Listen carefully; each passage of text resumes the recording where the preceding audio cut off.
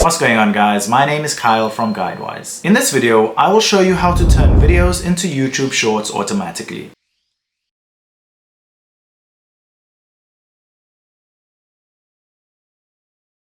In Repurpose.io, go to the left corner and select Create Workflow. Once you select Create Workflow, you can then choose your source. If you have videos on Facebook, TikTok, Instagram, you can select one of those social media platforms, select your account, and then select YouTube. Choose your account again, and make sure that Facebook has videos selected and YouTube has Shorts selected. Once you have selected those options, scroll down and click Create Workflow.